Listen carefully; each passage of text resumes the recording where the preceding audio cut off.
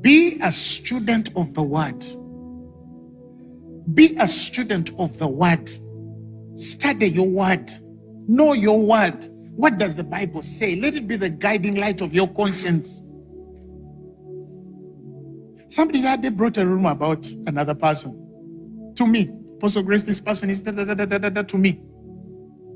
So because I know the word, I asked the person one question. One question. This thing you're telling me, have you discussed it with the person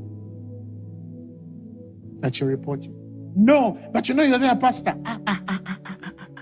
If a brother shall trespass against thee, go and tell him his fault between the two of you.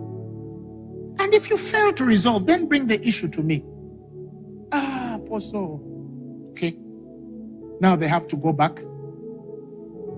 Now, if I continue to receive that, then I would be in a false matter.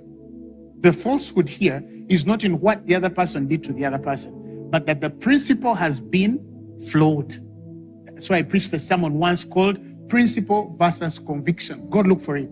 Some of you who are interested in studying more in this subject. Principle versus conviction.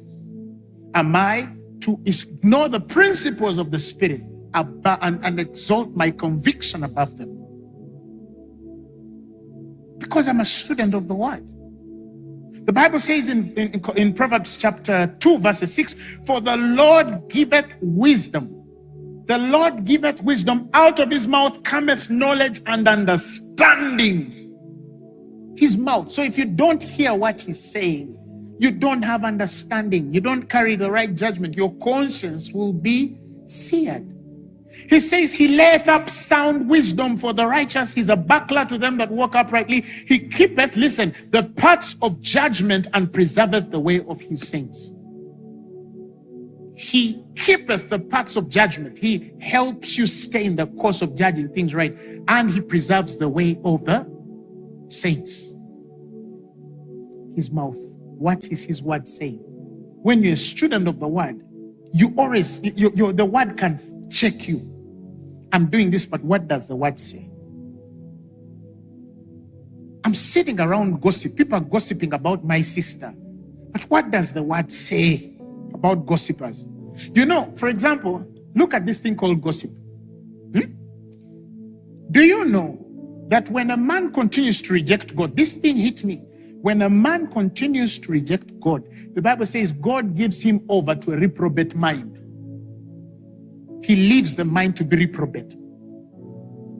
He lets you give into your deception and wickedness.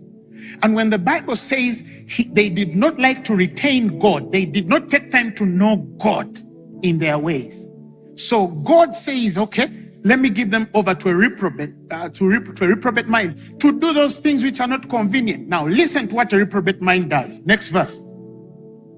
Being filled with unrighteousness, fornication, wickedness, covetousness, maliciousness, full of envy, murder, debate, deceit, malignity, whisperers, backbiters, listen, haters of God, despiteful, proud, boasters, inventors of evil things, disobedient to parents, without understanding, covenant breakers, without natural affection.